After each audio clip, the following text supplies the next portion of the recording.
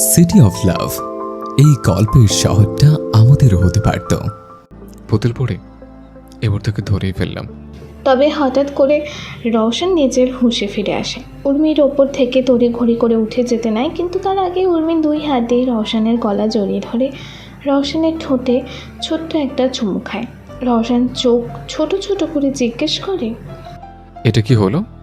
উর্মি নিজের 32 পাটি দাঁত বের করে খিলখিল করে হেসে আহ্লাদি কণ্ঠে বলল, পুতুল বর, তোমার ঠোঁটগুলো তো ললিপপের থেকেও মিষ্টি। আমাকে যদি কেউ বলে ললিপপ নেবো নাকি তোমার ঠোঁট, তবে আমি বলবো তোমার ঠোঁটগুলোই বেছে নিতাম তাহলে।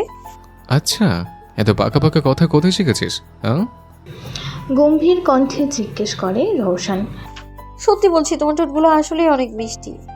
বলতে বলতে উর্মি চোখ ছোট ছোট করে রওশনের ঠোঁটে হাত রাখে। রওশন এবার একটা ডেভিল স্মাইল দেয়, কারণ মেঘ না চাইতেই বৃষ্টি হাজির হয়েছে। রওশন কোনো কথা না বলে উর্মির ঠোঁটে ঠোঁট মিলিয়ে দেয়। ধীরে ধীরে চুম্বন গাঢ় হতে শুরু করে। সুইজারল্যান্ডের ক্যাফেটি খুব সুন্দর ও মনোরম। বড় কাচের জানালা দিয়ে আলো প্রবেশ করছে। ভিতরে কাঠের টেবিল ও আরামদায়ক চেয়ার। দেয়ালে হালকা আর্ট ও গ্রিন প্লান্ট সাজানো। বাইরে ছোট বারান্দায় টেবিল, যেখানে দর্শনীয় পাহাড় ও নদীর দৃশ্য দেখা যায়। ক্যাফেতে বসে আছে সেজেল, চোখে সানগ্লাস, মুখ গম্ভীর। কিছুক্ষণ পর বাইক নিয়ে হাজির হয় জায়েদ। জায়েদ বাইক থেকে নেমে সোজা গিয়ে সেজেলের পাশে চেয়ারে বসে যায়। সেজেল একবারও জায়েদের দিকে তাকায় না। জায়েদ সেজেলকে জিজ্ঞেস করে, কি রে, ক্যাসপার কোথায়? আর তুই এমন চুপচাপ বসে কেন? ক্যাসপার কোথায় তা আমি কিভাবে জানবো?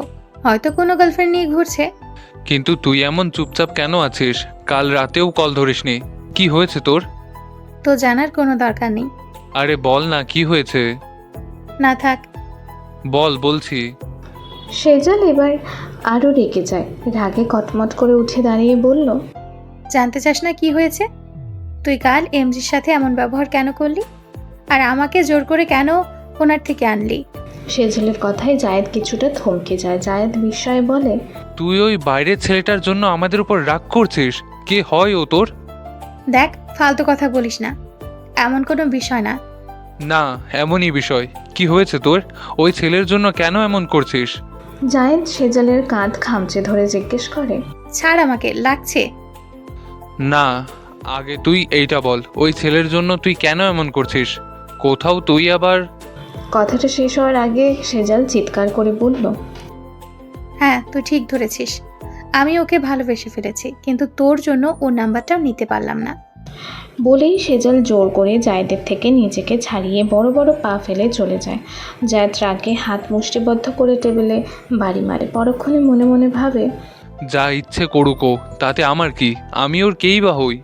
ভেবেই জায়েদ রাগে কটমট করতে করতে বাইক স্টার্ট দেয়। তুমি এসে গেছো? হ্যাঁ, এই প্রথম তোমার মুখ দেখলাম। তা তুমি কেন শেহনাজ পরিবারকে ধ্বংস করতে চাও? বাড়িতে প্রবেশ করতে করতে জিজ্ঞেস করলো আলমা। আলমার প্রশ্নে মুচকি হেসে সোফার উপর থেকে উঠে দাঁড়িয়ে এমজে বলল, এত কিছু তোমার না জানলেও চলবে। তোমাকে আমি যে কাজের জন্য এখানে এনেছি সেই কাজে মন দাও। আলমা মাথা নাড়ে। পরক্ষণেই শয়তানি হাসি হেসে বলে, আর আমি যদি তোমার কথা মতো না চলি তাহলে কি করবে? এমজে মুচকি হেসে ধীরে ধীরে আলমার দিকে এগিয়ে আসে। আচমকা এসে আলমার গলা শক্ত করে চেপে ধরে। মুহূর্তে এমজের মুখের রং পরিবর্তন হয়ে ভয়ঙ্কর পরিণত হয়। আলমা নিজেকে প্রাণপণে ছাড়ানোর চেষ্টা করছে। এমজে দাঁতে দাঁত চেপে বলল, আমার কথা না শুনলে তো তোকে জানে মেরে দিব। তোর মতো চুনুপুটিকে মারতে আমার 2 সেকেন্ড সময়ও লাগবে না, বুঝলি? বলে এমজি ঝাড়ি মেরে আলমার গলা ছেড়ে দেয়। আলমা সোফার সাথে হাতে ভর দিয়ে গলা ধরে কাঁচতে থাকে। ভয়ে ভয়ে এমজির দিকে তাকায়। ততক্ষণে এমজির মুখভঙ্গি আবারও শান্ত হয়ে গেছে। আলমা এমজিকে উদ্দেশ্য করে বলল, তোমাকে বোঝা বড়ই কঠিন। আসলে তোমার আসল রূপ কোনটা? যেটা এখন দেখছি নাকি যেটা একটু আগে দেখলাম? এমজি হাঁ হাঁ করে হেসে বলল, বেশি গভীরে যেতে চাস না, ডুবে মরবি। আর আমাকে ধোকা দেওয়ার চেষ্টা করলেও তুই জানে মারা পড়বি। আলমা কিছুটা ঘাবড়ে এমজির দিকে তাকিয়ে থাকে। রাস্তা দিয়ে আনমনে হাঁটছে সেজল। আগের দিন জায়েদের সাথে অমন ব্যবহার করা একদমই উচিত হয়নি। ওইরকম আচরণ করে সেজল এখন নিজেই অনুশোচনায় ভুগছে। সেজল আনমনে রাস্তার পাশে থাকা ফুটপাতের বেঞ্চে বসে যায় অনেক ভাবনা চিন্তা করার পর। ফোন বের করে জায়েদের নাম্বার ডায়াল করেন। কল দিতে গিয়েও দ্বিধায় পড়ে যায়, তবে মনে সাহস জুগিয়ে কল দিয়ে বসে। জায়েদ একটি ক্যাফেতে বসে সেজলের কথাই চিন্তা করছিল। এমন সময় ক্যাসপার সেখানে আসে। জায়েদকে এত উদাসীন দেখে ক্যাসপার মজা করে জিজ্ঞেস করে, হেই ব্রো, তোরও কি যৌবনে লাড়া দিছে? ক্যাসপারের কথা শুনে জায়েদ কটমট করে তাকায়। ক্যাসপার একটু আমতা আমতা করে বলল, না মানে আমি বলতে চাইছি তোর কি হয়েছে? এমন মন খারাপ করে বসে আছিস কেন? না কিছু না। আচ্ছা, সেই জেলের সাথে কিছু হয়েছে নাকি? আরে ভাই, তোরা দুজন এমন কেন বলতো? তোরা দুজন নিজেদের সাথে যতবার ঝগড়া করেছিস তার এক গুণও আমি আমার গার্লফ্রেন্ডের সাথে করিনি। তখন ক্যাসপারের ফোনে রিংটন বেজে ওঠে। মোবাইল স্ক্রিনে ভেসে ওঠে স্বজন ডাটা নামটা। ক্যাসপার জায়েদকে ফোন এগিয়ে দেয়। জায়েদ যখন দেখে সেজল কল করেছে তখন তড়িঘড়ি করে কল রিসিভ করতে যায়, কিন্তু সেখানেই বাধে বিপত্তি। কল রিসিভ করতে গিয়ে ভুল করে কেটে যায়। কল কেটে যেতে সেজল রাগে কটমট করে উঠে বলে, শালা, আমি নিচ থেকে কল দিলাম তাও ধরলো না। আমিও আর কোনো দিন ওর সাথে কথা বলবো না। জায়েদ সেজলের নাম্বারে আবারও কল দেয়, কিন্তু সেজল রাগ করে নিজের ফোন অফ করে দেয়। কল ধরে না। জায়েদ এবার রেগে নিজে নিজে রাগ করতে থাকে। ক্যাসপার চুপচাপ বসে হাঁদারামের মতো সব কিছু দেখছে। ভার্সিটির আঙিনায় রওশানের হাত ধরে হাঁটছে উর্মি। উর্মি আজ অনেক খুশি। রওশান নিজে থেকে ওকে ভার্সিটিতে নিয়ে এসেছে। যাওয়ার পথে রওশান উর্মিকে বলল, কি বলেছিলাম মনে আছে তো? একদম দুষ্টুমি করবি না, লক্ষ্মী হয়ে থাকবে। ঠিক আছে পুতুল বর, তুমি চিন্তা করো না, আমি একদম দুষ্টুমি করবো না। রওশান উর্মিকে নিয়ে নিজের কেবিনে ঢুকতে যাবে, তখন উর্মি বলল, পুতুল বর, আমি একটু জায়গাটা ভালো করে ঘুরে দেখতে চাই। রওশান কিছু ভেবে বলল, আচ্ছা তুই এখানেই দাঁড়া, আমি একটা কাজ ছেড়ে আসছি, তারপর আমি তোকে পুরো ক্যাম্পাস ঘুরে দেখাবো। বলেই রওশন কেবিনের ভেতর ঢুকে যায়। প্রিয়া এতক্ষণ দূরে দাঁড়িয়ে সব কিছুই দেখছিল। রওশনকে যেতে দেখে প্রিয়া উর্মির দিকে এগিয়ে আসে। উর্মি কিছুটা অবাক হয়ে ফ্যাল করে প্রিয়ার দিকে তাকায়। প্রিয়া উর্মিকে জিজ্ঞেস করে, রওশন স্যার তোমার কি হয়? আমি কেন তোমাকে বলবো? তুমি তো পচা মেয়ে। আমি পচা মেয়েদের সাথে কথা বলি না। তুমি জানো তোমার জন্য আজ আমাকে ইউনিভার্সিটি ছেড়ে চলে যেতে হচ্ছে? কতটা কষ্ট করে স্কলারশিপ পেয়ে আমি ইউনিভার্সিটিতে ভর্তি হয়েছিলাম, কিন্তু এক নিমেষে সব শেষ হলো। কথাটা জলে ভরা ছলে ছলে চোখে দাঁতে দাঁত পিষে বলল প্রিয়া। উর্মির খুব মায়া হয় প্রিয়ার উপর। উর্মি অনুশোচনার স্বরে বলল, আমি তো কিছু করিনি আপু, তুমি তো শুধু শুধু মেরেছিলে আমায়। কেন মেরেছিলে বলো? আমি কি করেছিলাম তোমার, বলো? তোমার ভুল এটাই ছিল, রওশন স্যারকে নিজের বর বলা। আমি এটা সহ্য করতে পারিনি। কেন? আমি আমার পুতুল বরকে পুতুল বর বলেছি, তাতে কি সমস্যা? সমস্যা? সমস্যা তো অবশ্যই আছে, কারণ আমি রওশন স্যারকে ভালোবাসি। আর রওশন স্যারের নামও অন্য মেয়ের মুখে শুনলে আমি সহ্য করতে পারি না। কথাটা শোনা মাত্র উর্মির মুখের ভাবভঙ্গি পরিবর্তন হয়ে কঠোরে পরিণত হয়। উর্মির রাগে নিজের হাতের মুঠো শক্ত করে ফেলে। কোনো আগাম বার্তা ছাড়া প্রিয়ার ঘাড় অবধি পড়া চুলগুলো দুই হাতের মুষ্টিতে নিয়ে জোরে টেনে ধরে। প্রিয়া ব্যথায় টুকরে ওঠে। পরক্ষণেই প্রিয়া নিজের হাতগুলো দিয়ে উর্মির চুল ধরতে যায়, কিন্তু প্রিয়ার হাত সেখানেই থমকে যায়। চোখগুলো বড় বড় করে পেছনে তাকিয়ে ঢোক গিলে নেয়।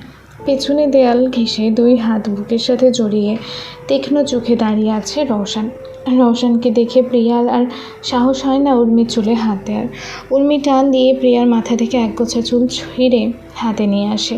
প্রিয়া ব্যথায় নিজের মাথায় হাত দিয়ে কান্না করে ওঠে। উর্মি চোখ মুখ শক্ত করে বলে, আমার পুতুল বরকে আমার কাছ থেকে যে কেড়ে নিতে চাইবে, আমি তাকে ছাড়বো না। বলেই উর্মি রওশনের দিকে তাকায়। রওশন এখনও শান্ত দৃষ্টিতে তাকিয়ে আছে উর্মির দিকে। উর্মি হঠাৎ ফুপিয়ে কেঁদে ওঠে। রওশন তড়িঘড়ি করে এগিয়ে আসে আর উর্মির দিকে। উর্মি নিজের হাত এগিয়ে রওশনকে দেখে ঠোঁট ফুলিয়ে বলল, পুতুল বর চুল টানতে গিয়ে আমি হাতে ব্যথা পেয়েছি। রওশন উর্মির হাতে ফু দিয়ে আলতো করে আদর করে বলল, খুব লেগেছে তোর জান, চিন্তা করিস না, সব ঠিক হয়ে যাবে। এরপর রওশন সামনে দাঁড়িয়ে থাকা প্রিয়ার দিকে এগিয়ে গিয়ে দাঁতে দাঁত চেপে বলল, আমার পুতুল পরে যে ক্ষতি করার চেষ্টা করে তাকে পারলে আমি জানে মেরে ফেলতে পারি। তবে কি জানিস, মেয়ে মানুষের গায়ে হাত তুলি না আমি, তাই তুই আজ বেঁচে গেলি। বলেই রওশন উর্মির হাত ধরে চলে যায়। প্রিয়া সেখানে দাঁড়িয়ে কাঁদতে শুরু করে। সময় অতিক্রম। রওশন ভার্সিটির গেটে এসে দাঁড়ায় উর্মির হাত ধরে। উর্মি রওশনের হাত ধরে টান দেয়, যেন কিছু বলতে চাচ্ছে। রওশন উর্মির দিকে প্রশ্নময় দৃষ্টিতে তাকায়। উর্মি রওশনকে একটু নিচু হতে বলে কানে কানে কথা বলবে। রওশন নিচু হয়ে কান পাতে কথা শোনার জন্য। উর্মি ফিসফিস করে বলল, পুতুল বর, আমি কিন্তু পচা মেয়ে না। আসলে ওই আপুটা পচা পচা কথা বলছিল, ও নাকি তোমাকে আমার থেকে কেড়ে নিবে, তাই আমি ওকে পানিশমেন্ট দিয়েছি। বাবা বলে পচা মানুষেরা পানিশমেন্টেরই যোগ্য। উর্মির কথা শুনে রওশন হেসে দেয়। উর্মির নাককে আলতো করে চিমটি দিয়ে বলল, আমি জানি তুই পচা মেয়ে না, তুই তো আমার গুড গার্ল, আমার পুতুল পড়ে, আমার লক্ষ্মী পড়ে। রওশনের কথা শুনে উর্মি খিলখিল করে হেসে দেয়। এরপর রওশন গাড়ির কাছে গিয়ে দরজা খুলে দেয়। উর্মিকে ভিতরে ঢুকতে বলে। উর্মি গুটি গুটি পায়ে ভিতরে বসে যায়। রওশন গাড়িতে উঠে গাড়ি স্টার্ট দেয়। রাত 7:30। রওশন উর্মিকে ওষুধ খাইয়ে ঘুম পাড়িয়ে দিয়ে নিজের ল্যাপটপে অফিসে কাজ করতে থাকে রুমের সোফায় বসে। হঠাৎ উর্মি ঘুমের মধ্যে কান্না করে উঠে যায়। রওশন তাড়াতাড়ি উর্মির কাছে গিয়ে জিজ্ঞেস করে, কি হয়েছে পড়ি, কাঁদছিস কেন? উর্মি কাঁদতে কাঁদতে বলল, আমি স্বপ্নে দেখলাম ওই পচা আপু তোমাকে আমার কাছ থেকে কেড়ে নিয়েছে। আমি ওই পচা আপুকে ছাড়বো না, তুমি দেখে নিও। রওশন উর্মিকে বুকে জড়িয়ে সান্ত্বনার স্বরে বলল, আমাকে তোর থেকে কেউ আলাদা করতে পারবে না পড়ি, তুই এত চিন্তা করিস না, এখন ঘুমিয়ে যা। তুমিও আমার সাথে থাকো, আমার ভয় করছে। কথাটা উর্মি শক্ত করে রওশনের গলা জড়িয়ে ধরে বলল। রওশন এবার উর্মিকে সেভাবেই কোলে তুলে নেয়। উর্মি 2 পা শক্ত করে রওশনের কোমর জড়িয়ে আছে আর 2 হাতে রওশনের গলা। রওশন সোফায় বসে উর্মিকে নিয়ে উর্মির পিঠে হাত বুলিয়ে বলে, চিন্তা নেই, আমি তোর সাথে আছি, ধীরে ধীরে ঘুমিয়ে যাবে। উর্মি সেভাবেই শক্ত করে রওশনকে জড়িয়ে ধরে, যেন ছেড়ে দিলেই কেউ ওর থেকে রওশনকে কেটে নেবে। রওশন চুপচাপ বসে ল্যাপটপে নিজের কাজ করতে থাকে এক হাত দিয়ে, অন্য হাত দিয়ে উর্মিকে ধরে রাখে। এভাবেই রাত 10:30 বেজে যায়। রওশন নিজেও কখন যে লম্বা হয়ে সোফায় ঘুমিয়ে গেছে সেটা নিজেও জানে না। উর্মি এখনও রওশনের বুকে মুখ লুকিয়ে ধীরে ধীরে চোখ তুলে রওশনকে ঘুমাতে দেখে মুচকি হাসে। এক আঙুল দিয়ে রওশনের ঠোঁট বুলিয়ে ছোট করে একটু চুমু খায়, পরে নিজে নিজেই লজ্জা পেতে থাকে। পরক্ষণেই উর্মি কিছু একটা ভেবে আস্তে আস্তে রওশনের উপর থেকে উঠে চলে যায়। সকাল 6টা। সূর্যের আলো জানালা ভেদ করে ঘরে পড়তে রওশন নিজের চোখ খোলে। আশেপাশে তাকিয়ে দেখে উর্মি নেই। রওশন বাইরে আসতেই দেখে উর্মি এবং মিস ব্রিগেন্সা দুজনেই মিলে একসাথে টেবিলে নাস্তা সার্ভ করছে। রওশনকে দেখতেই উর্মি খুশি হয়ে এগিয়ে এসে বলল, পুতুল বর, আমি নিজে আজ তোমার জন্য প্লেটে খাবার বেড়েছি, তুমি খাবে তো? রওশন কিছুটা অবাক হয়, কিন্তু তার সাথে খুশিও হয়। রওশন মুচকি হেসে টেবিলে নাস্তা করতে বসে। উর্মি পাশে দাঁড়িয়ে আছে। রওশন খাবার সাজানো দেখে উর্মির বেশ প্রশংসা করে। এরপর খেতে খেতে নিজের ফোন বের করতেই থমকে যায়। নিউজের হেডলাইনে চোখ পড়তেই মুখ শক্ত হয়ে ওঠে। ভার্সিটির শিক্ষার্থী প্রিয়া চৌধুরী আত্মহত্যা করেছে। সবার মতে ভার্সিটি থেকে বুলিংয়ের অপরাধে রেস্টিগেট করায় প্রিয়া এমন সিদ্ধান্ত নিয়েছে। রওশন কিছুক্ষণ নিঃশব্দে ফোনের দিকে তাকিয়ে থাকে, চোখে স্পষ্ট বিস্ময়। তখনই পাশে দাঁড়িয়ে থাকা উর্মি কৌতূহলী চোখে উকি মেরে বলল, পুতুল বর, কি দেখছো? রওশন কিছু না বলে ফোনটা একটু পাশে ঘুরিয়ে ধরে। উর্মি ফোনে নিউজটা দেখে এক ঝটকায় চুপ করে যায়, মুখে অবাক ভাব, চোখে ছায়া নামে। এই তো সেই পচা মেয়েটা, প্রিয়া আপু। রওশন ধীরে মাথা নাড়ল, তারপর নিচু গলায় বলল, হ্যাঁ ওই। উর্মি মুখ কাচুমাচু করে বলল, ইস, আপুটা এমন কেন করলো? আমার ওই আপুকে পানিশমেন্ট দেওয়া কাল উচিত হয়নি।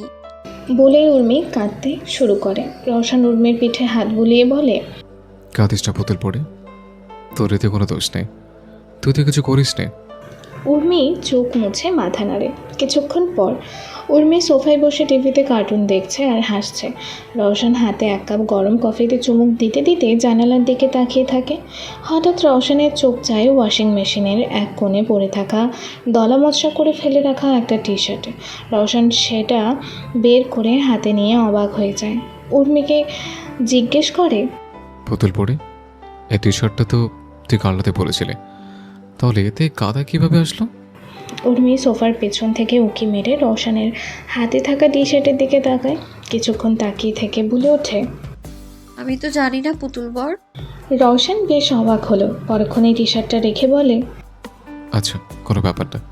মিস ব্রেগেন্সাকে বললে ভালো করে এটা ধুয়ে দেবে। ততক্ষণে উর্মি আবারও কার্টুনে মনোযোগ দিয়েছে। রওশন কিছুটা সন্দিহান দৃষ্টিতে তাকিয়ে থাকে উর্মির দিকে। সুইজারল্যান্ডের একটি বড় হসপিটালে সাইকিয়াট্রিস্ট ডক্টরের চেম্বারে উর্মি, রওশন এবং সেজল বসে আছে। উর্মি চোখ লাল, কান্নার ধোঁয়া চোখে ভরা, আর ভয় পাওয়া কণ্ঠে চিল্লিয়ে বলল, পুতুল বর, ডাক্তার আঙ্কেলরা খুব পচা, ওরা আমায় ইঞ্জেকশন দিয়ে দেবে। আমি চাই না, আমি বাবার কাছে যাব। রওশন নরমভাবে উর্মির হাতে হাত রেখে বোঝানোর চেষ্টা করে, পুতুল পড়ি, জান আমার, শোন, এখন তুই যদি চুপচাপ বসে থাকিস, কোনো দুষ্টুমি না করিস, তাহলে তোকে আমি চকলেট কিনে দেবো। উর্মি কাঁদতে কাঁদতে মাথা নেড়ে বলল, না, আমার চকলেট লাগবে না, তুমি আমার বাড়ি নিয়ে চলো। সেজল পাশে বসে একটু মৃদুভাবে বলল, কিউটি পাই, ভয় পাওয়ার কিচ্ছু নেই। তোমার পুতুল বর তো তোমার সাথেই আছে, আর তুমি একা নও, আমিও তো আছি, তাই না? ডাক্তার আঙ্কেল তোমাকে ইনজেকশন দিবে না, প্রমিস। না, আমার চকলেট লাগবে না, তুমি আমার বাড়ি নিয়ে চলো। না, আমি বাড়ি যাব, আমি বাবার কাছে যাব। তোমরা সবাই পচা, খালি পচা পচা কথা বলে। ডাক্তার আঙ্কেলরা অনেক পচা, বড় বড় সুচ গায়ে ঢুকিয়ে দেয়, আমি জানি। রওশন কি বলবে বুঝতে পারে না। পরক্ষণেই চোয়াল শক্ত করে বলল, ঠিক আছে, তুই কান্না থামাবি না তো? আমি এক্ষুনি চলে যাচ্ছি, আর কখনো তোর কাছে ফিরবো না। বলেই রওশন উঠে যেতে গেলে উর্মি কান্না ভেজা চোখ নিয়ে রওশনের হাত টেনে ধরে ড্যাব ড্যাব করে তাকায়। চোখে অভিমানের ছাপ ফুটে উঠেছে। উর্মি কাঁদতে কাঁদতে ভাঙা শব্দে বলল, আমি আমি আর কাঁদবো না, তুমি প্লিজ আমায় ছেড়ে যেও না। রওশন এবার উর্মির পাশে বসে মাথায় হাত বুলিয়ে বলল, চিন্তা করিস না পুতুল পড়ি, ডাক্তার আঙ্কেল তোকে সুচ ফোটাবে না, আমি আছি তো। উর্মি কাঁদতে কাঁদতে মাথা নেড়ে সম্মতি জানায়। সেজল হালকা করে উর্মির কাঁধে হাত রাখে। উর্মি ধীরে ধীরে কান্না থামাতে শুরু করে, কিন্তু চোখে এখনও পানি ঝরে। কিছুক্ষণ পর কেবিনে সাইকিয়াট্রিস্ট ডক্টর প্রবেশ করে। উর্মি ডক্টরকে দেখে ভয়ে রওশনের হাত চেপে ধরে। রওশন উর্মির দিকে তাকিয়ে চোখ দিয়ে আশ্বাস দেয়, আমি তোর পাশে আছি। ডক্টর উর্মির দিকে মুচকি হেসে তাকে ইংরেজিতে জিজ্ঞেস করে, তোমার নাম কি? উর্মি নিজের বাচ্চা কণ্ঠে ভয়ে ভয়ে বলল, my name is Urmi Shehnaz. Roushan খুশি হয়ে উর্মির দিকে তাকায়। রওশনকে খুশি হতে দেখে উর্মি খিলখিল করে হেসে বলল, কাকিমা আমাকে শিখিয়েছে কিভাবে ইংরেজিতে আমার নাম বলতে হবে। রওশন আদুরে ভঙ্গিতে আঙুল দিয়ে উর্মির নাকে চিমটি কাটে। এরপর ডক্টর উর্মির বেশ কিছু টেস্ট দেয়। উর্মি রওশনের হাত শক্ত করে ধরে, লক্ষ্মী মেয়ের মতো সমস্ত টেস্ট করিয়ে নেয়। ডক্টর রওশনকে বলল, মিস্টার শাহনাজ, রিপোর্ট আসতে কিছুদিন দেরি হবে, ততদিন আপনাদেরকে অপেক্ষা করতে হবে, কারণ রিপোর্ট ছাড়া আমি উর্মির অসুস্থতার বিষয়ে তেমন কিছু বলতে পারবো না। রওশন মাথা নেড়ে হ্যাঁ বলে এরপর হসপিটালের সকল ফর্মালিটিস পূরণ করতে যায়। কেবিনে সেজল উর্মির সাথে বসে গল্প করতে থাকে। রওশন রিসেপশনে এসে সব ফর্মালিটি পূরণ করে নেয়। তখনই রওশনের ফোনে সেক্রেটারি হারুনের কল আসে। রওশন একটু সাইডে গিয়ে কল রিসিভ করে। ওপাশ থেকে হারুন বলল, স্যার, আপনি যা যা বলছিলেন সবই করেছি, এখন কি করব? আপাতত প্রিয়ার অ্যাপার্টমেন্টের সামনের সকল সিসিটিভি ফুটেজ নষ্ট করে দিলেই চলবে, বাকিটা আমি সামনে নেব। Okay sir. কথা বলা শেষে রওশন কল কেটে দিয়ে ডক্টরের কেবিনের দিকে চলে যায়। সাথে সাথে দেয়ালের পেছন লুকিয়ে থাকা আলমা বেরিয়ে আসে। আলমার মুখ ওড়না দিয়ে ঢাকা, চোখে সানগ্লাস। আলমা রওশনের যাওয়ার দিকে তাকিয়ে মনে মনে ভাবে,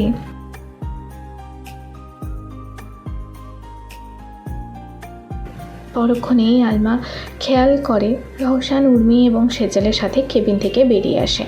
আলমা তাড়াতাড়ি ভালো করে নিজের মুখ ওড়না দিয়ে ঢেকে সাইডে সরে যায়। রওশনরা চলে গেলে আলমা বেরিয়ে আসে। রওশন উর্মির হাত ধরে এখান থেকে ওর চোখের সামনে নিয়ে গেল। এটা কিছুতেই আলমা সহ্য হচ্ছে না। আলমা মনে মনে প্রতিজ্ঞা করে বলল, মনোরম পরিবেশের এক ক্যাফেতে আজ বেশ সুন্দর করে হিরোর মতন স্টাইলিশ সেজে এসেছে ক্যাসপার। কারণ আজ ক্যাসপার নিজের 55তম অনলাইন গার্লফ্রেন্ড অ্যাঞ্জেলিনার সাথে মিট করবে, তাই মন মেজাজও বেশ ফুরফুরে। ক্যাফেতে প্রবেশ করার সময় ক্যাসপার এক ওয়েটারকে পকেটে বেশ কিছু টাকা গুঁজে দিয়ে কাঁধে হাত রেখে ভাব নেয়। ওয়েটার খুশি হয়ে ক্যাবলাকান্তের মতো হাসি দেয়। ক্যাসপারের মুখে মুহূর্তে অন্ধকার নেমে আসে। ক্যাসপার টাকাগুলো পকেট থেকে ফিরিয়ে নিয়ে বলল, এ কেমন হাসি ভাই? একটু ভালো করেও তো হাসতে পারতি নাকি? মনে হয় দিনটাই খারাপ যাবে। বলেই ক্যাসপার ভিতরে ঢুকে যায়। ওয়েটার কাঁচুমাচু মুখ করে তাকিয়ে থাকে। ক্যাসপার ভেতরে গিয়ে এদিক ওদিক তাকিয়ে অ্যাঞ্জেলিনাকে খুঁজতে থাকে, কিন্তু না, সব টেবিলে কেউ না কেউ পার্টনারের সঙ্গে বসে আছে। ক্যাসপার লক্ষ্য করে এক বৃদ্ধ মহিলা নিজের ফোকলা দাঁত বের করে ওর দিকে তাকিয়ে খিলখিল করে হাসছে। ক্যাসপার কিছুটা কৌতূহলী হয়ে তাকে উদ্দেশ্য করে জিজ্ঞেস করে, আপনি কি এখানে আমার গার্লফ্রেন্ড অ্যাঞ্জেলিনাকে দেখেছেন? অনেক সুন্দর দেখতে। আজ লাল ড্রেস পরে আসার কথা ছিল। কথাটা বলতে ক্যাসপার খেয়াল করে বৃদ্ধ মহিলাটিও আজ লাল রঙের একটা ওয়েস্টার্ন পরেছে। ক্যাসপার কিছুটা বিস্ময়ে তাকায়, কারণ এই ক্যাফেতে একমাত্র এই মহিলাই লাল ড্রেস পরে আছে। কিন্তু পরক্ষণেই ক্যাসপার নিজের ওপর হাসতে হাসতে বলল, আরে ক্যাসো, তুইও না? এই বৃদ্ধ মহিলা কি অ্যাঞ্জেলিনা হবে? আমি অ্যাঞ্জেলিনা, তোমার গার্লফ্রেন্ড। কথাটা বৃদ্ধ মহিলা কাঁপতে কাঁপতে এক গাল হাসি নিয়ে বলল। সাথে সাথে ক্যাসপারের হাসি বন্ধ হয়ে যায়, কিন্তু ক্যাসপার আবারও হেসে উঠে বলল, আরে দাদিমা, আপনিও না কি যে বলেন? আপনার কি এখন মজা করার বয়স নাকি?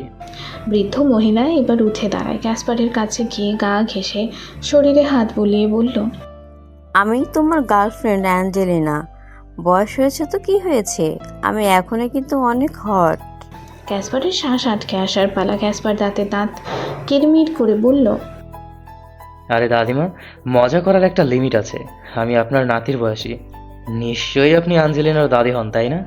এজন্য নিজের নাত জামাইয়ের সাথে তেমন মজা করছেন। আরে ক্যাসো বেব, কি বললে তুমি বিশ্বাস করবে যে আমি অ্যাঞ্জেলিনা? আচ্ছা, তোমার মনে আছে তুমি আমাকে প্রথম 13 নভেম্বর প্রপোজ করেছিলে? আজ তার 20 নভেম্বর, মানে 1 সপ্তাহ পার হলো তোমার আর আমার সম্পর্কের। ক্যাসপার নিজের থেকে অ্যাঞ্জেলিনা দাদিকে ছাড়িয়ে হাঁপাতে হাঁপাতে জিজ্ঞেস করলো, কিন্তু আপনি তো অ্যাঞ্জেলিনা নন। বলেই ক্যাসপার নিজের ফোন থেকে একটি মেয়ের ফটো দেখিয়ে বলল, এইটা হচ্ছে অ্যাঞ্জেলিনা, আমার গার্লফ্রেন্ড। আমার মনে হয় আপনার মাথা খারাপ হয়ে গেছে। আমি এখনই আমার গার্লফ্রেন্ডকে কল দিচ্ছি। বলেই ক্যাসপার অ্যাঞ্জেলিনার নাম্বারে কল করে। সাথে সাথে দাদিমার হ্যান্ডব্যাগে থাকা ফোন রিং হতে শুরু করে। ক্যাসপার কিছুটা অবাক হয়ে তাকায়। বৃদ্ধ মহিলা একটা মুচকি হাসি দিয়ে নিজের ফোন বের করে বলল, দেখলে তো, আমি তোমার গার্লফ্রেন্ড। আর এই ছবিটা, ওটাও তো আমি অনলাইন থেকেই নামিয়েছিলাম। ক্যাসপার এবার তুতলিয়ে বলে ওঠে, মানে প্রথম দেখায় আমি তোমার প্রেমে পড়ে গিয়েছিলাম, আর এখন তোমাকে আমার সাথে বিয়ে করতে হবে। আপনি সব কি বলছেন? এই বয়সে আমার মতো নাতির বয়সী ছেলেকে বিয়ে করবেন মানে? ক্যাসো বেব, বারবার আমাকে কেন নিজের দাদি বলছো? আমার তো কষ্ট হয় বেব। আর ভালোবাসা কি বয়স মানে নাকি? বলেই অ্যাঞ্জেলিনা ক্যাসপারকে ঝাপটে জড়িয়ে ধরে। ক্যাসপারের আত্মারা যেন খাঁচা ছাড়া হয়ে যাওয়ার পালা। ছাড়ুন দাদি, আমাকে ছাড়ুন। না বেব, চলো আজই আমরা বিয়ে করে নিই। ক্যাসপার মহিলাটিকে কোনো মতে ছাড়িয়ে প্রাণপণে দৌড় মারে। বৃদ্ধ মহিলাটি পেছন থেকে ক্যাসপারকে ধরার চেষ্টা করতে করতে বলল, ক্যাসো বেব, আমাকে ছেড়ে কোথায় যাচ্ছ? ভুলে গেছো আমরা নিজেদের ফিউচার মেয়ের নাম ঠিক করে রেখেছি? এখন আমাদের মেয়ের কি হবে? ক্যাসপার দৌড়াতে দৌড়াতে চিল্লিয়ে বলল, আপনি অন্য কাউকে নিজের মেয়ের বাবা বানিয়ে নিন। আমি এই বয়সে বাবা হতে চাই না। বাবা হওয়ার তো দূরে থাক, আমি আর কখনোই কোনো মেয়ের দিকে চোখ তুলেও তাকাবো না। নিজের বাড়ির সোফার উপরে পায়ের ওপর পা তুলে বসে আছে এমজে। তার পাশেই দাঁড়িয়ে আলমা। এমজের সামনে বসে আছে মিস্টার স্টোন। স্টোন কিছুটা বিষয় নিয়ে এমজের দিকে তাকিয়ে জিজ্ঞেস করে, আপনি হঠাৎ আমাকে কেন ডেকেছেন? এমজে কোনো কথা না বলে এক সুটকেস ভর্তি টাকা মিস্টার স্টোনের সামনে রাখে। মিস্টার স্টোনের চোখ লোভে চকচক করে ওঠে। এমজে তা দেখে বাঁকা হেসে বলল, আপনি রওশন শেহনাজের কোম্পানিতে ম্যানেজারের জব করেন, কত টাকাই বা পান? আমি তার দ্বিগুণ আপনাকে দিতে পারি। মিস্টার স্টোন একটু ইতস্তত হয়ে কেশে জিজ্ঞেস করে। কি করতে হবে আমাকে? এমজি মুচকি হাসে। সোফার সামনে টেবিলে থাকা গোলক বল পা দিয়ে ধাক্কা মেরে নিচে ফেলে দেয়। সাথে সাথে সেটা ভেঙে কাঁচ আশেপাশে ছিটকে পড়ে। মিস্টার স্টোন সেই দিকে একবার তাকিয়ে জিজ্ঞাসার দৃষ্টিতে এমজির দিকে তাকায়। এমজি রহস্যময় হাসি দিয়ে বলল, ঠিক এইভাবেই আপনাকে শেহনাজ কোম্পানিকে ওপর থেকে নিচে ফেলে ভেঙে দিতে হবে, যাতে ভাঙা কাচের টুকরোগুলোর মতো রওশন শেহনাজ আর কখনোই নিচের কোম্পানিকে জোড়া লাগাতে না পারে। কোম্পানি যেন একদম পথে বসে যায়। চিন্তা করবেন না স্যার, আপনি যা বলবেন আমি তাই করব। কথাটা বলেই মিস্টার স্টোন টাকার সুটকেস হাতে তুলে নেয়। হোয়াট? এতগুলো লস হলে কীভাবে কোম্পানিতে? কথাগুলো রওশন রেগে নিজের কেবিনে টেবিলে হাত মুষ্টিবদ্ধ করে খুশি মেরে জোরে শব্দ করে জিজ্ঞেস করে মিস্টার স্টোনকে। পুরো পরিবেশটা থমথমে হয়ে আছে।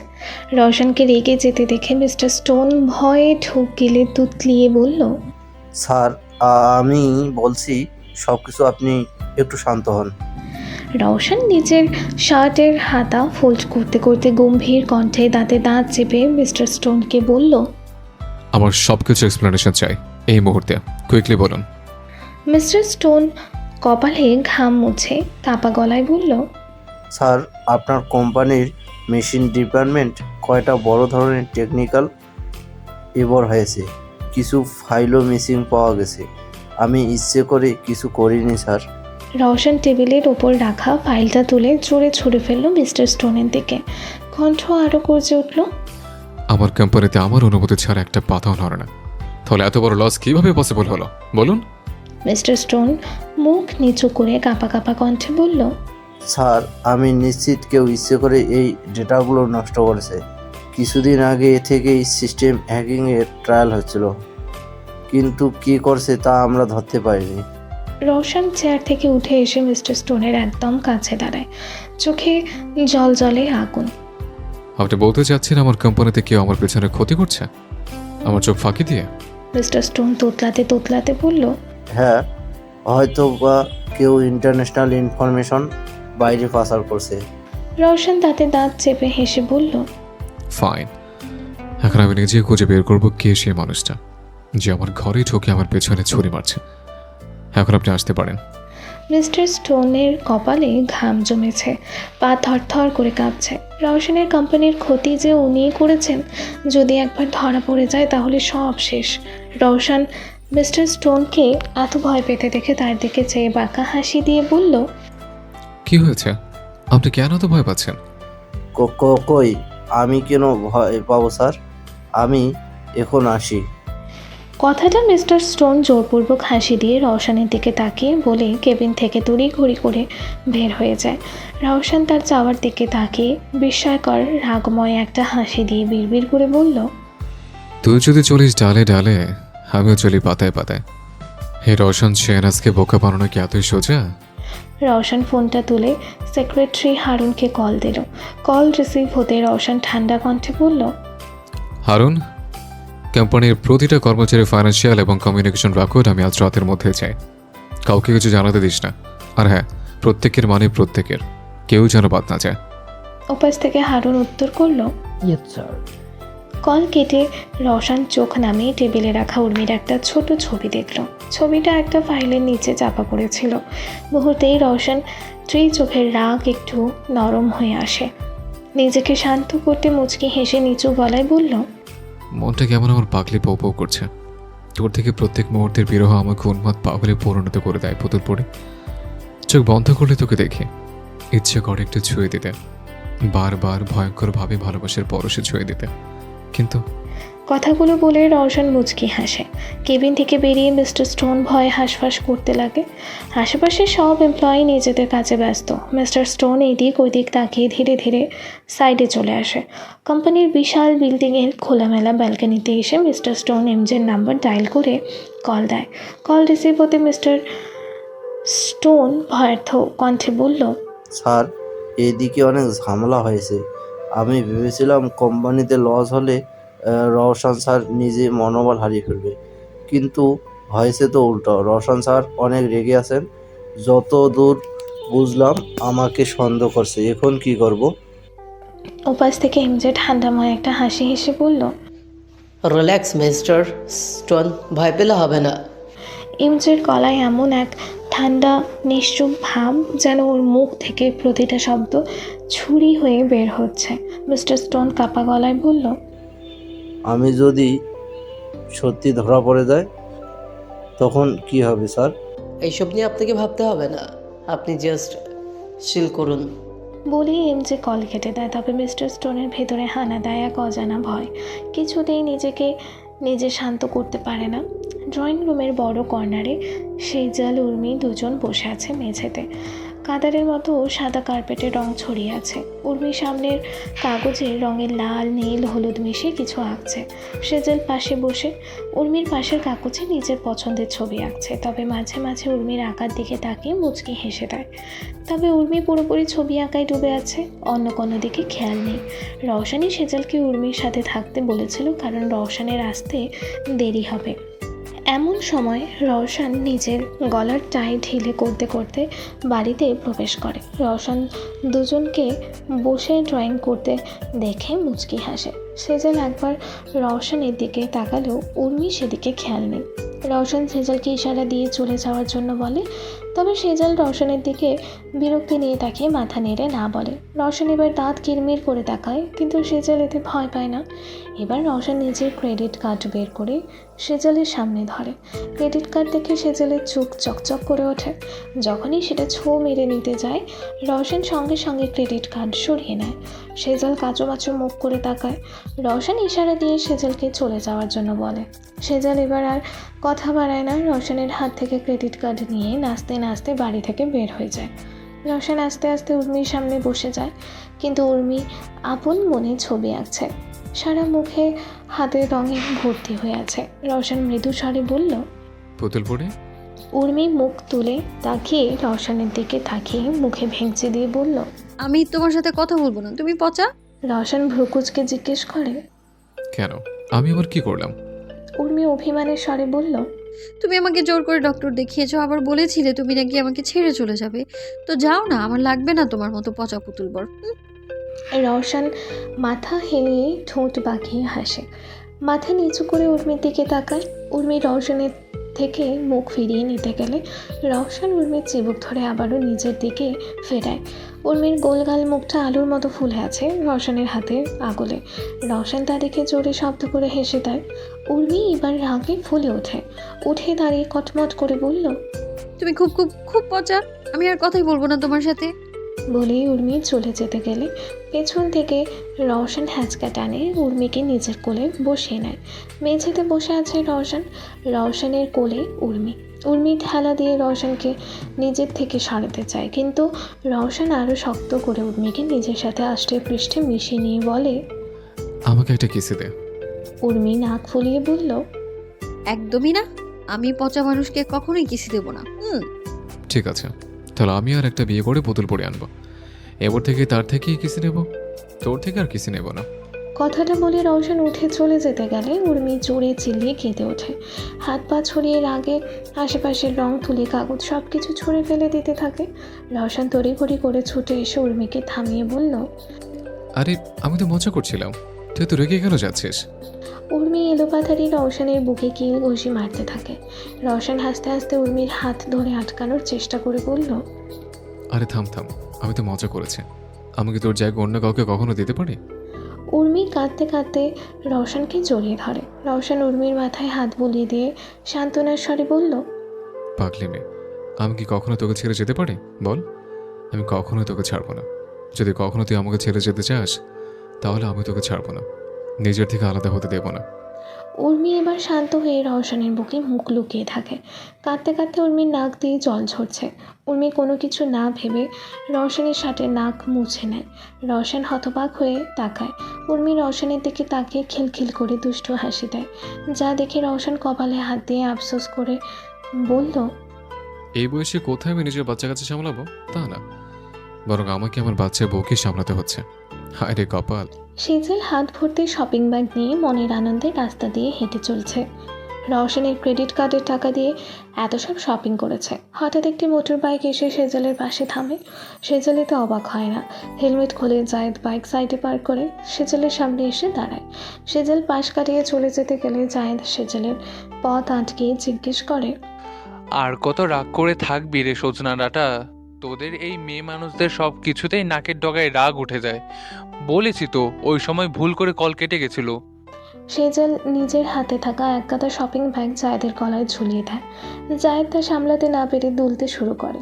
সেজল শয়তানি হাসি দিয়ে বলে, চল এগুলো আমার বাড়ি অবধি পৌঁছে দে, তাহলে আমি তোকে ক্ষমা করে দিব। জায়েদ রাগে কটমট করে বলল, মানে আমি কি তোর চাকর নাকি? ধরে নে তাই। বলেই সেজল ভাব দেখে সামনের দিকে হাঁটতে শুরু করে।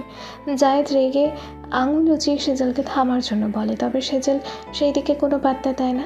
জায়েদ এবার আর কথা না বাড়িয়ে সেজলের পিছু পিছু হাঁটা লাগায়। কিছু দূর যেতেই সেজল থেমে যায়। জায়েদ ভ্রু কুঁচকে সেজলের দিকে তাকায়। সেজল হাঁ করে সামনের দিকে তাকিয়ে আছে। সামনের একটি খোলামেলা বারে এমজে বসে আছে। বারে সবাই নিচে মেতে উঠেছে। এমজে চুপচাপ বসে একটি জুসের গ্লাসে হাতে নিয়ে। জায়েদ সেজলের চোখ বরাবর তাকিয়ে এমজেকে দেখে থমকে যায়। মনের মধ্যে ছ্যাদ করে ওঠে। জায়েদ দ্রুত সেজলকে ঠেলে ঠেলে সেখান থেকে নিয়ে যাওয়ার চেষ্টা করে, কিন্তু সেজল এক পাও নড়ে না, বরং জায়েদকে ধমক দিয়ে বলল, কি করছিস কি? দেখছিস না ওই দিনের ওই ছেলেটা ওখানে বসে আছে? চল দেখা করে আসি। জায়েদ এইদিক ওইদিক খোঁজার ভান করে বলল, কই, আমি তো কাউকে দেখছি না। তুই হয়তো ভুল দেখেছিস। চল বাড়ি যাই এখন। চোখে কি তো ছানি পড়েছে? সামনে তাকা, সামনে ওই যে কালো জ্যাকেট পরে বসে আছে ওই ছেলেটা। ও ওই মদনাটা? এই কথা শুনে সেজল রাগী চোখে তাকায়। জায়েদ তুতলিয়ে বলল, মানে আমি বলতে চাইছি ওই এমজি নামের ছেলেটা। আমার মনে হয় না ও তোকে মনে রেখেছে, এতদিনে ভুলে গেছে হয়তো। চল এখন বাড়ি যাই। আরে দাঁড়া তো, একবার কথা বলে তো দেখি। বলেই সেজল বাড়ির ভেতর ঢুকে যায়। জায়েদ রাগে হাঁসফাঁস করতে করতে ভিতরে ঢুকে যায়। সেজল সোজা গিয়ে এমজের পাশে দাঁড়িয়ে বলল, হাই। এমজের মাথা উঁচু করে সেজলের দিকে তাকিয়ে মুচকি হেসে বলল, ও হ্যালো, আমাদের আবারও দেখা হয়ে গেল। সেজল বেশ খুশি হয় এটা ভেবে এমজে ওকে মনে রেখেছে। জায়েদ পেছনে দাঁড়িয়ে চোখ পাকিয়ে এমজের দিকে তাকিয়ে আছে। তা দেখে এমজে জোরে শব্দ করে হেসে জায়েদের কাঁধে হাত রাখে। জায়েদ বিরক্তি নিয়ে এক ঝাটকায় এমজের হাত সরিয়ে দেয়। এমজে হেসে কটাক্ষ করে বলল, ও এমজি, এত রাগ আমার উপর?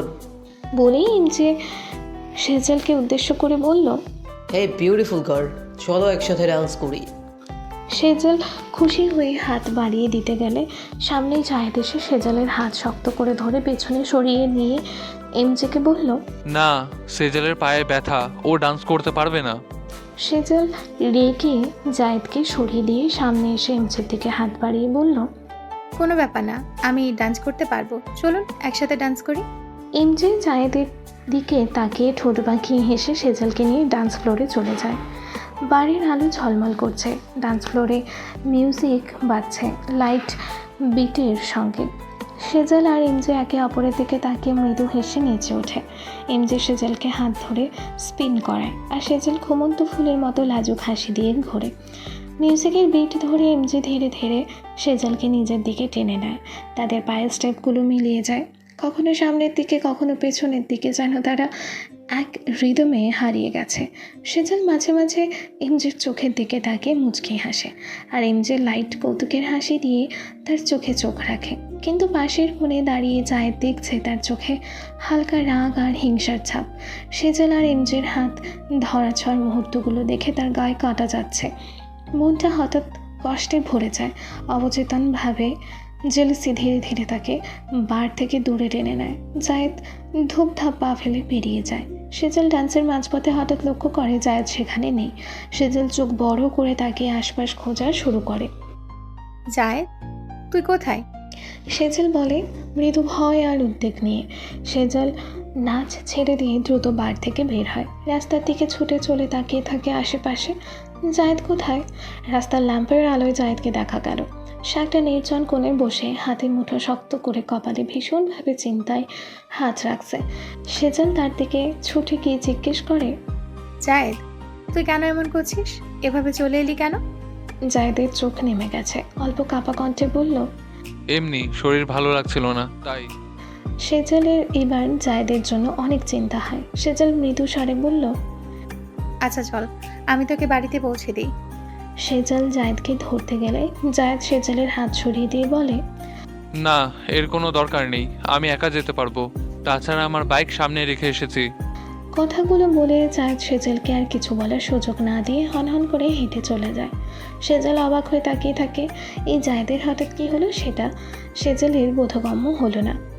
রওশন অফিসের কেবিনে বসে আছে। টেবিলের ওপর ছড়ানো কাগজ, রিপোর্ট আর অসংখ্য হিসাবের খাতা। চোখে রাগ নয়, বরং গভীর নীরবতা, যে নীরবতা ঝড়ের আগের ভয় দেখায়। ঠিক তখন দরজা ঠেলে হারুন ভেতরে ঢোকে। হাতে একটা মোটা ফাইল আর ছোট একটা পেন ড্রাইভ। হারুন ধীর কণ্ঠে বলল, স্যার সব কিছু পেয়ে গেছি। রওশন ধীরে ধীরে মুখ তোলে। সব? হারুন মাথা নাড়ালো।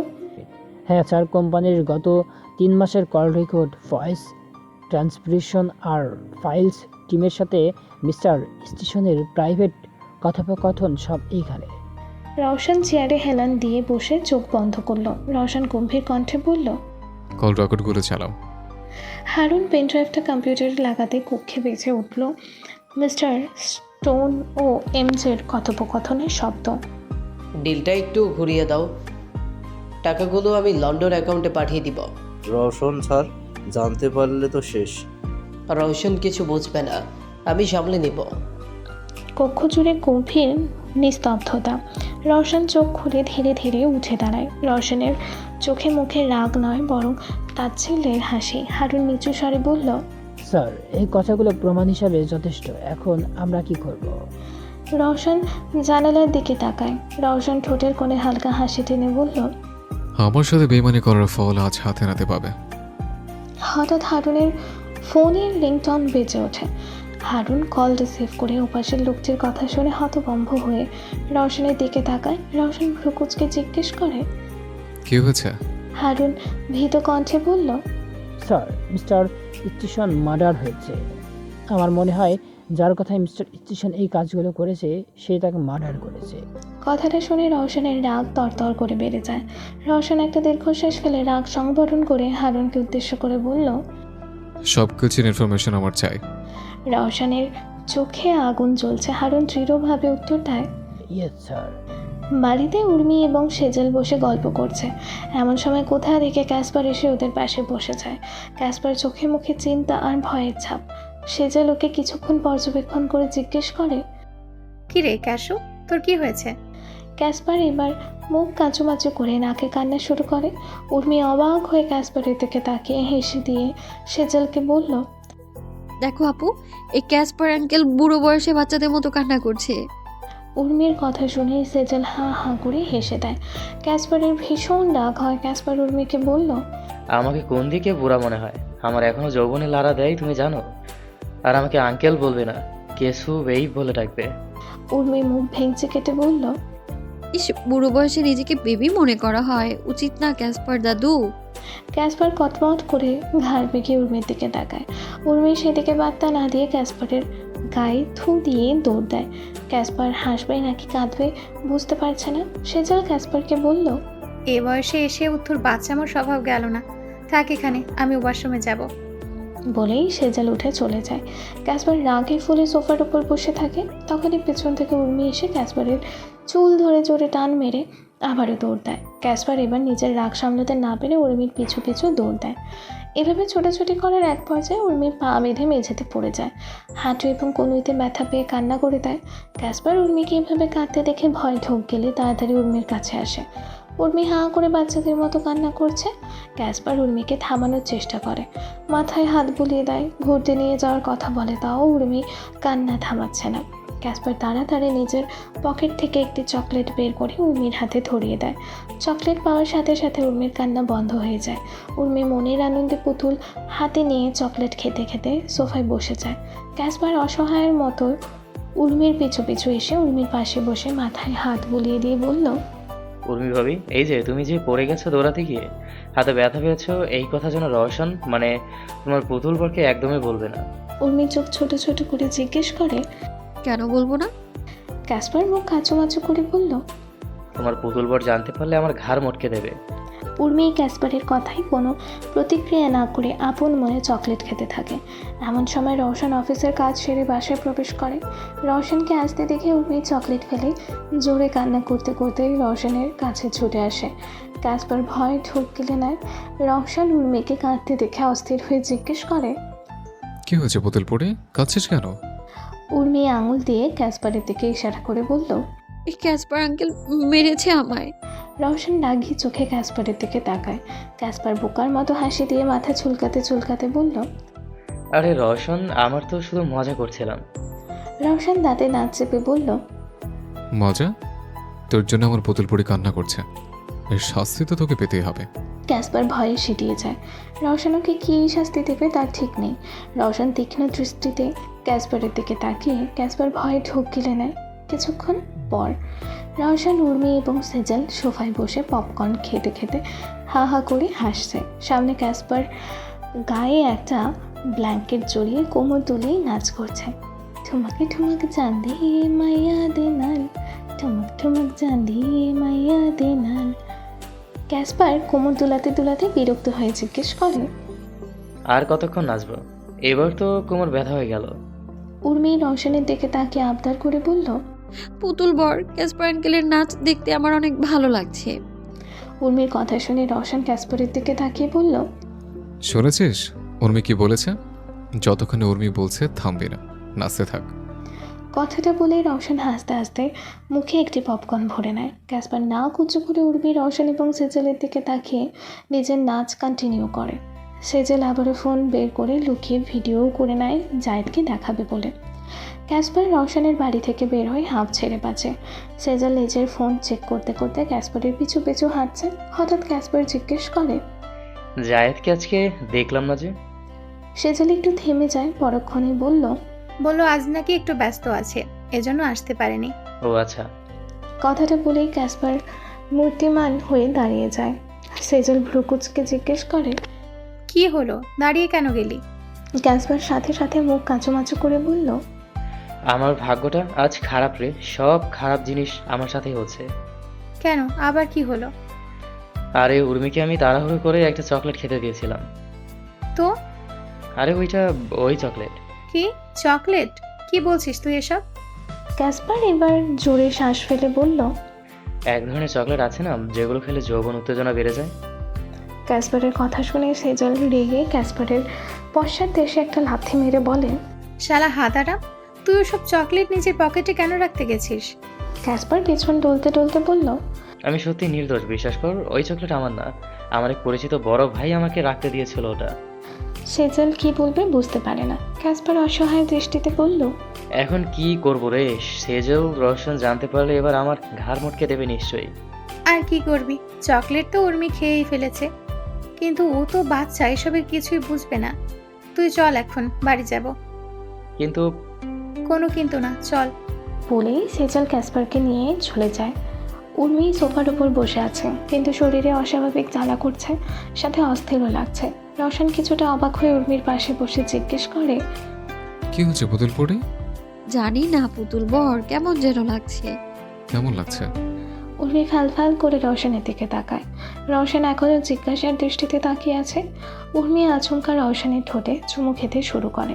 রওশন উর্মির এমন কাজে থতমত খেয়ে যায়।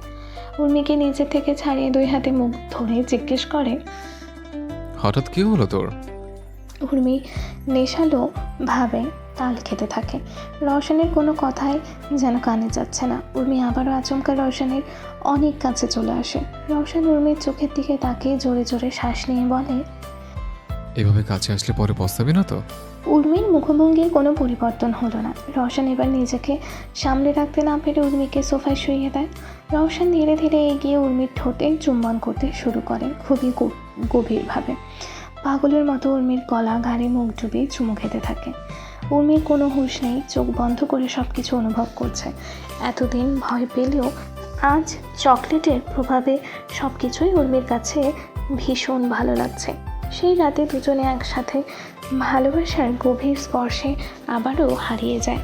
পরদিন সকাল 8টা, উর্মির ঘুম ভাঙতে উর্মি নিজেকে রুমের বেডে আবিষ্কার করে। উর্মির কালকে রাতের কোনো কথাই মনে করতে পারছে না। এমন সময় রওশন হাতে সে চকলেটের প্যাকেটটা নিয়ে রুমে প্রবেশ করে উর্মির পাশে বসে। প্যাকেটটা দেখে জিজ্ঞেস করে, এটা কে দিয়েছিল তোকে?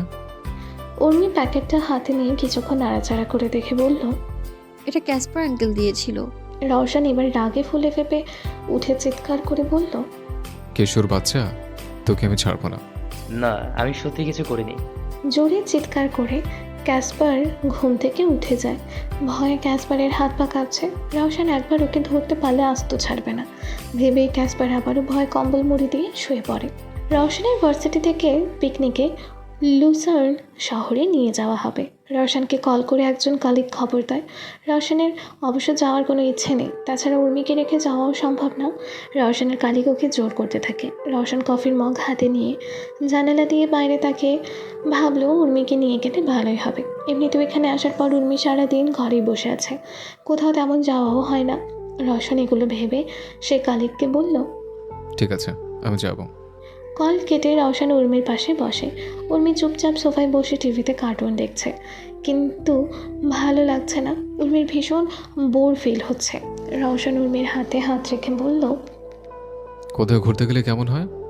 কথাটা শোনা মাত্র উর্মি খুশিতে উচ্ছ্বসিত স্বরে বলল, কবে যাবে পুতুল বর?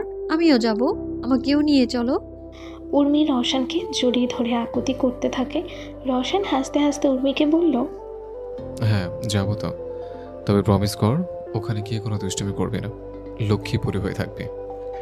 হ্যাঁ পিঙ্কি প্রমিস। আর আমি তো এমনিতেই তোমার লক্ষ্মী বউ, তাই না? আমি কি দুষ্টুমি করি নাকি? না, তুই তো দুষ্টুমি করিস না, দুষ্টুমি তো ভূতে করে। না, ক্যাসপার আঙ্কেল করে। কথাটা বলেই উর্মি খিলখিল করে হেসে দেয়। রওশনও নিজের হাসি আটকে রাখতে পারে না। সকালের রোদ্দুর জানালা দিয়ে ঘরে ঢুকছে। উর্মি আয়নার সামনে দাঁড়িয়ে নিজের চুল পিঙ্ক রঙের রিবন বেঁধে ঘুরে ঘুরে দেখছে। রওশন টেবিলে বসে ল্যাপটপে কিছু কাজ শেষ করছে, কিন্তু চোখ বারবার গিয়ে পড়ছে উর্মির দিকে। পুতুল পড়ে এখনো রেডি হওয়া হয়নি? রওশন শান্ত স্বরে জিজ্ঞেস করে। উর্মি আয়না থেকে ঘুরে রওশনের দিকে তাকায়, ঠোঁট ফুলিয়ে বলে, দেখো না পুতুল বর, কিছুতেই চুল বাঁধতে পারছি না। বাড়ি থাকতে কাকিমণি বেঁধে দিত, কিন্তু এখানে তো কাকিমণি নেই। রওশন ল্যাপটপ বন্ধ করে উঠে দাঁড়ায়। ধীরে ধীরে উর্মির পেছনে গিয়ে আয়নার সামনে দাঁড়ায়। উর্মির চোখে তখন ছোট শিশুর মতো হতাশা, আর রওশনের চোখে এক মৃদু ভালোবাসার ছোঁয়া। রওশন উর্মির চুলে হাত দিয়ে বলে উঠল, চল আমি বেঁধে দিচ্ছি। উর্মি অবাক চোখে আয়নায় তাকিয়ে বলল, তুমি পারবে? রওশন হালকা হাসলো। তোর পুতুল বর সব পারে, তুই শুধু দেখতে থাক। কথাটা বলেই রওশন খুব যত্নে উর্মির চুল কাঁধ থেকে তুলে নিয়ে দুই হাতে আলতো করে চুল বাঁধতে থাকে। উর্মি খুশি মনে চোখ বন্ধ করে আছে। একেবারে চুল বাঁধা হয়ে গেলে চোখ খুলবে। রওশনের চুল বাঁধা শেষ। রওশন উর্মিকে ভালো করে পর্যবেক্ষণ করে নাক মুখ টান টান করে হাসার চেষ্টা করলেন। এরপর উর্মিকে ডাক দিয়ে বলল, পুতুল বউ দেখ এবার কেমন হয়েছে। উর্মি ধীরে ধীরে নিজের চোখ খোলে। আয়নার নিজের চুল দেখে ঠোঁট ফুলিয়ে রেগে রওশনের দিকেই তাকায়। রওশন চুল তো বাঁধেনি, বরং কাকের বাসা বানিয়ে রেখেছে। রওশন একটু আমতা আমতা করে বলে, এভাবে কেন তাকাচ্ছিস পুতুল পড়ে? ভয় লাগছে তো? উর্মি না খুঁচিয়ে রেখে বলল, তা কি করবো? তুমি চুল বাঁধতে পারো না তা বললেই পারতে। রওশন মাথা চুলকে উর্মির দিকে তাকিয়ে বলল, আরে আমি তো ভেবেছিলাম একটু স্টাইল করে দেব, কিন্তু এখন মনে হচ্ছে একটু বেশি আর্টিস্টিক হয়ে গেছে। উর্মি আয়নায় নিজের চুল দেখে মুখ কুঁচকে বলল, এটাকে তুমি স্টাইল বলো? এটা তো একদম পাখির বাসা, যে কোনো সময় কোনো একটা পাখি এসে ডিম পেড়ে দেবে। রওশন হেসে ফেলল। এমনিতে তোর চুল যে পরিমাণে কোকড়া, সারাদিন আওলাকে এসে পাগল বেশে থাকিস, তোর আবার এত চুল বাঁধার কি আছে? পুতুল বর। উর্মি ঝট করে ঘুরে রওশনের দিকে তাকিয়ে বলল, তুমি শুধু পচা পচা কথা বলো। রওশন হাত জোর করে বলল, দেখ পুতুল পড়ে, আমার কোনো দোষ নেই। তোর চুল এমন কার্লি এর জন্য আমি বাঁধতে পারিনি, আর আমি কিছু করবো না। চুল তুই নিজেই বাঁধবি, আমি শুধু বসে বসে দেখবো। বলে রওশন পেছনে গিয়ে বিছানায় বসে পড়ল। মুখে ঠোঁটের কোণে এক দুষ্টু হাসি। উর্মি আয়নার সামনে রেগে গিয়ে আবারও নতুন করে চুল বাঁধতে লাগলো, কিন্তু হঠাৎ রওশন ওর পেছনে এসে ফিসফিস করে বলল, তোকে রাখলে অনেক সুন্দর লাগে পুতুল পড়ি। তুই আমাকে ভালোবাসিস পুতুল পড়ি? একবার বল, আমি তোর মুখ থেকে শুনতে চাই। উর্মি অবাক হয়ে রওশনের দিকে তাকিয়ে চোখ বড় বড় করে বলল, কে বলেছে ভালোবাসি না? আমি তো সবাইকে ভালোবাসি। সবাইকে ভালোবাসিস মানে? সবাইকে মানে সবাইকে, যেমন বাবা, চাচু, কাকিমণি, সেজেল আপু, জায়েদ ভাই, ক্যাসপার আঙ্কেল, আর ওই আমার একটা বেস্ট ফ্রেন্ড আছে। ব্যাস, তোকে আর বলতে হবে না। কথাটা রওশন রাগিয়ে চোখে উর্মির দিকে তাকিয়ে বলল। উর্মি অসহায়ের মতো মুখ করে রওশনের দিকে তাকিয়ে শুধালো, কি হয়েছে পুতুল বর? তুমি কি আবারও আমার উপর রেগে আছো? রওশন উর্মির মুখ দুই হাতে আগলে ধরে চোখে চোখ রেখে বলল, কিছু অনুভূতির কোনো ভাগ হয় না, কিছু শব্দ যা সবসময় আমার মনে থাকে, কিন্তু আমি তোকে বলতে পারি না। হয়তো আমার বলতে না পারার পেছনে একটাই কারণ, হয়তো আমি তোর মুখ থেকে সেটা শুনতে চাই। উর্মি মুখ কাঁচুমাচু করে মাথা চুলকে বলল। কি বলছো? কিছুই বুঝতে পারছি না তো। রওশন একটা দীর্ঘশ্বাস ফেলে মুচকি হেসে বলল, বুঝবি, একদিন ঠিকই বুঝবে, আর আমি সেদিন অপেক্ষা আছি। বলেই রওশন উর্মির হাতে আলতো করে চুমু খায়। উর্মি ডাব ডাব করে রওশনের দিকে তাকিয়ে থাকে। সুইজারল্যান্ডের লুসার্ন শহর, চারদিক জুড়ে পাহাড়ের কোল ঘেঁষে নীলচে জলের লেক, দূরে তুষার ঢাকা শৃঙ্গ যেন রোদে ঝলমল করছে। হাওয়ায় হালকা ফুলের গন্ধ, পাখির কিচিরমিচির, আর আকাশটাও যেন আজ একটু বেশিই হাসছে। রাস্তার পাশে সারি সারি রঙিন ফুল, তাদের মাঝে মিশে আছে পাহাড়ি ঘাসের স্নিগ্ধ গন্ধ। একটু দূরে চকচকে রাস্তায় ধীরে ধীরে এগিয়ে আসছে 4-5টা পিকনিক বাস। এর মধ্যে 3 নম্বর বাসটাই রওশন, উর্মি আর ভার্সিটির বেশ কজন টিচার স্টুডেন্টরা আছে। উর্মি জানালার পাশে বসে 2 হাত জানালার বাইরে ছুরি দিয়ে বাতাস ধরার চেষ্টা করছে। চুলগুলো বাতাসে উঠছে, মুখে শিশু সুলভ হাসি। রওশন পাশে বসে ওর এই আনন্দ ভরা মুখের দিকে চেয়ে মৃদু হেসে ফেলল। আজ উর্মি পরেছে হালকা ক্রিম কালারের ড্রেস, চুলে ছোট ফুলের ক্লিপ, দেখতে যেন পরীর মতো লাগছে। বাসটা ধীরে ধীরে এক বিশাল সবুজ মাঠের পাশে গিয়ে থামলো। চারদিকে পাহাড়ে ঘেরা, মাঝখানে বড় একটা লেক, লেকের ধারে কাঠের ব্রিজ, আর ব্রিজের ওপর দাঁড়িয়ে হালকা বাতাসে নাচছে রঙিন রিবনগুলো। ড্রাইভার ব্রেক চাপতেই সবাই হইচই করে নেমে পড়ল। রওশনের পরনে আজ সাদা শার্টের ওপর কালো রঙের ব্লেজার, গলায় ঝোলানো সানগ্লাস, আর হাতে হালকা ব্রাউন ঘড়ি। চুলগুলো একটু এলোমেলো, কিন্তু তাতেই যেন এক অদ্ভুত স্নিগ্ধতা ঝরছে। বাস থেকে নামতেই যেন হালকা গুঞ্জন ছড়িয়ে পড়লো চারিদিকে। প্রতিটি মেয়ের চোখ এক মুহূর্তের জন্য রওশনের দিক থেকে সরছে না। কেউ নিঃশব্দে ফিসফিস করে, কেউ আবার লজ্জায় মুখ নিচু করে তাকায়, আবার কারো চোখে একেবারে স্পষ্ট প্রেম ভরা দৃষ্টি, যেন তারা চোখ দিয়ে রওশনকে গেলে ফেলবে। রওশন নির্লিপ্ত ভঙ্গিতে সেদিকে পাত্তা না দিয়ে বাস থেকে হাত ধরে উর্মিকে নামাতে সাহায্য করে, যেন চারপাশের এই দৃষ্টি রওশনের কাছে একদমই অর্থহীন। রওশন সেদিকে পাত্তা না দিলেও উর্মির রাগ তরতর করে বেড়ে যায়।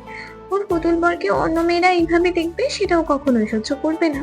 উর্মি নিজের ছোটখাটো লেলিপট দেহতা নিয়ে রওশনের সামনে 2 হাত আগলে দাঁড়িয়ে যায়, যেন কেউ ওর পুতুল বরকে দেখতে না পারে। উর্মি রাগী চোখে মেয়েগুলোর দিকে তাকিয়ে থাকে।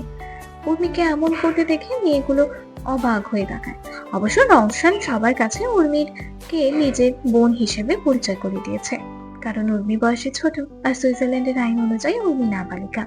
রওশন পেছনে ফিরে উর্মিকে এমন করতে দেখে মেয়েগুলোর দিকে তাকিয়ে সবকিছু বুঝতে পারে। রওশন মুচকি হেসে উর্মিকে নিয়ে যেতে শুরু করে। পিছনে তাকিয়ে মেয়েগুলোর দিকে আর নজর একবার তাকায়। সবাই রওশনের চাহনিতে ভয় পেয়ে যায়। যেতে যেতে উর্মি রওশনকে জিজ্ঞেস করে, ওই পচা আপুগুলো তোমার দিকে ওভাবে কেন তাকিয়েছিল? রওশন হালকা হেসে বলল, তুই আগে এটা বল, তোর কেন এত রাগ হচ্ছে? তুই কি জেলাস হচ্ছিস? এই জেলাসটা আবার কে? রওশন হাসবে না কাঁদবে বুঝতে পারছে না। রওশন চোখ ছোট ছোট করে বলল, তুই আগে এটা বল, তোর রাগ কেন হচ্ছিল? উর্মি মাথা নেড়ে রওশনকে বলল, জানি না, আসলে ওই মেয়েগুলো পচা, এই জন্যই আমি রেগে গিয়েছিলাম। রওশন আবারও দীর্ঘশ্বাস ফেলে মনে মনে ভাবে, বিয়ে হওয়ার 2 মাসের মধ্যেই 5-7 বার বাসর হয়ে গেল, তা বউ আমার ভালোবাসাকে সেটাই জানে না। এই দুঃখের কথা আমি কার কাছে বলবো? সবাই ঠিক করলো আজকের দিনটা বিশ্রাম নেবে। তাই রিসর্টে ঢুকেই সবাই তাদের নির্ধারিত রুমের দিকে চলে গেল। রওশন চাপল রিসর্টের রুম লিস্টে গুলো চেক করে লক্ষ্য করলো উর্মি এবং ওকে এক রুমে না বরং দুটি আলাদা রুম দেওয়া হয়েছে। রওশনের বুক কুঁচকে গেল, হৃদয়টা একটু চেপে যায়, বুকের ভেতরে একটা অদ্ভুত অস্থিরতা জেগে ওঠে। রওশন চুপচাপ রুমের ভেতর পা রাখে, কিন্তু রাগ সামলাতে হিমশিম খাচ্ছে। এখন কাউকে এটাও বলতে পারবে না উর্মিকে ওর রুমে দিতে, কারণ সবাই ভাবছে উর্মি তার বোন। উর্মি নিজের রুমটা দেখে অনেক খুশি হয়, চোখে আনন্দের ঝিলিক নিয়ে নিচে কাচের জানালার দিকে ছুটে যায়। উর্মি এবং রওশন এই রুম একেবারে সামনাসামনি পড়েছে। রওশন রুমের দরজা খোলা দেখে আশেপাশে একবার তাকিয়ে উর্মির রুমে ঢুকে যায়। উর্মি কিছুটা অবাক হয়ে তাকায়। রওশন উর্মির কাছে এসে বলল, পুতুল পড়ে তুই একা থাকতে পারবি না, তাই আমি এখানে থাকি। এই যে শুনছো মাই প্রিয় শ্রোতা বন্ধুরা, তোমরা শুনছো সিটি অফ লাভ প্রেরিত প্রেমে সিক্ত গল্প। আর আমাদের সাথে পথ চলতে do like, comments and share. আর সাবস্ক্রাইব করতে কিন্তু একদম ভুলবে না। টাটা।